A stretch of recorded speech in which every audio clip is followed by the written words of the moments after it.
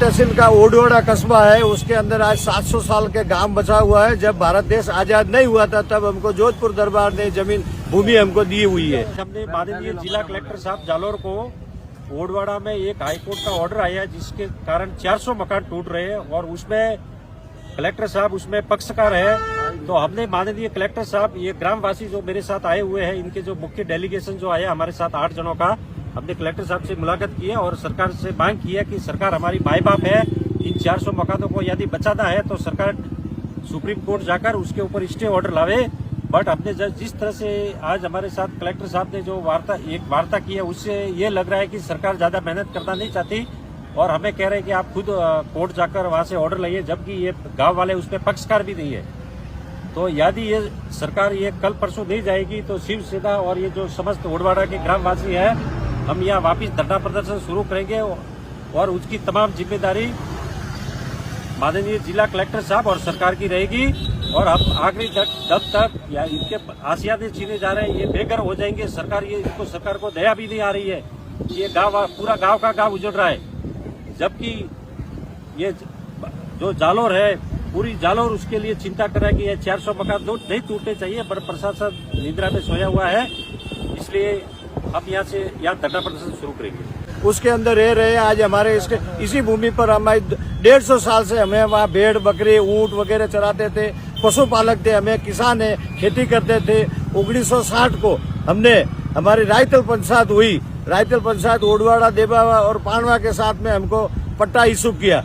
बराबर दूसरी दफे 1980 में 77 में हमने ये बाड़े उसका पर कब्जा किया। पहले ऐसे ही पड़ा था, उसके बाद में 150 साल से कब्जा है। अभी उसके बाद में तहसीलदार साहब महोदय और ने हमको पट्टा जारी किया।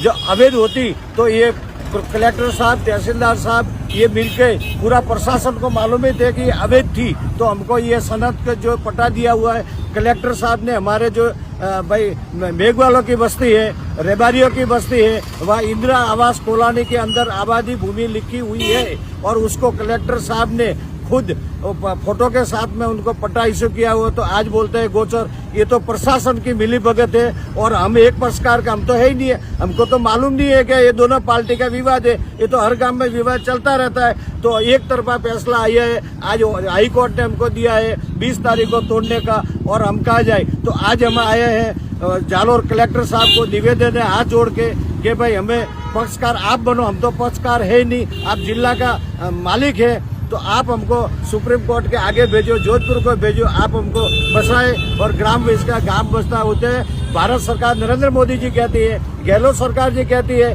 कि भाई आबादी जिसके घर नहीं है उसको घर दिया जाए, और भाई करती है एक तरफा सरकार फैसला करती है। तो हमारे कहाँ जाने का? ये विकास गांव में रह रहे हैं, हमारे पास कोई दूसरी भूमि नहीं है और इतनी आस्ती गिरी हुई है कि ये लोग किसान है, हम लोग सब अभी हमारे खेतों में फसल खराब नष्ट हो रही है। हम डेली यहाँ कलेक्टर साहब से मिलने आ रहे हैं, कोई हम लोगों को उसका कोई जवाब नहीं मिल रहा है। जाओ सुप्रीम कोर्ट जाओ, हाई कोर्ट जाओ, कहाँ हम लोग भटकेंगे।